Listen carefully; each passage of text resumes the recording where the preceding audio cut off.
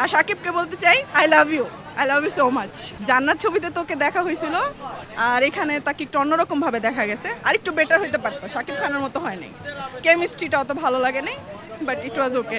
অন্য কোনো নায়িকা না, বাট আমার মনে হয়েছে যে জান্নাতের সে যেরকম অভিনয় করছে এটাতে সে ওরকম পারেনি, হয়তো ভাষাগত কিছু প্রবলেম ছিল। প্রথম হাফের থেকে দ্বিতীয় হাফ বেশি ভালো ছিল।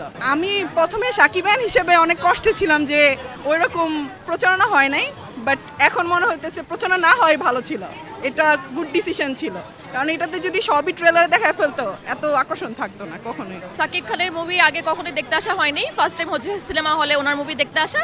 তো ভালো লেগেছে, যথেষ্ট ভালো লেগেছে। কনসেপ্ট এখন অনেক আধুনিক, অভিনয় খুব ভালো, দুর্দান্ত। এটা আমাদের বাংলাদেশের জন্যই গর্বের বিষয়। বলে যে শাকিব খান ভালো না, শাকিব খানের কাছে আসবো না, একটু আগে হয়নি ফ্র্যাঙ্কলি, মানে তুফানও দেখতে আসেনি, প্রিয়তমাও দেখতে আসেনি, আজকে ফার্স্ট দেখতে আসলাম, ভালো লেগেছে। রেগুলারই আসবে এখন থেকে, তাই না? এখন বলছে রেগুলার আসবে, ফার্স্ট ডে দেখা যাক, ইনশাল্লাহ দেখা যাক, শুভকামনা, ইনশাল্লাহ দেখা যাক। মাস্টারপিস অভিনয় করেছে, মানে বরাবরের মতোই অনেক ভালো অভিনয়, খুবই ভালো লেগেছে, অনেক ভালো ছিল, অসাধারণ ছিল। Such a masterpiece, nothing is comparable with love, love can be war. এটাই হচ্ছে আজকে সিনেমাতে প্রুফ হয়েছে। খুবই ভালোভাবে অ্যাডজাস্টেবল ছিল, যে একটা ডিফারেন্ট কান্ট্রির একজন আর্টিস্টকে আমরা দেখছি, মনেই হয়নি যে সে আমাদের বাংলাদেশের না। খুবই ভালোভাবে অ্যাডজাস্ট করতে পেরেছে। অনেক ভালো একটা অবদান ছিল ডিরেক্টরের এখানে। মাস্ট খুবই ভালো ছিল, আকর্ষণীয় ছিল, মানে দর্শকদের অ্যাটেনশন গ্র্যাব করতে পেরেছে।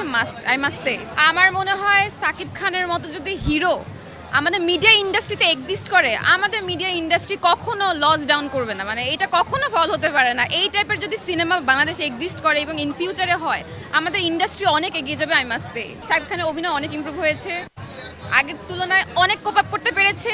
এই জেনারেশনে আমরা যে অ্যাক্টিং দেখতে চাই, আমার মনে হয় সাকিব খান সেটার সাথে কমপ্লিটলি কোপ আপ করতে পেরেছে, অ্যান্ড দ্যাটস অসম। টিকিট অনলাইনে কিনেছি, টিকিট আমরা বুধবারে কেটেছিলাম আজকের জন্য, অ্যান্ড আজকে আমরা আমাদের টিম নিয়ে দেখতে এসেছি।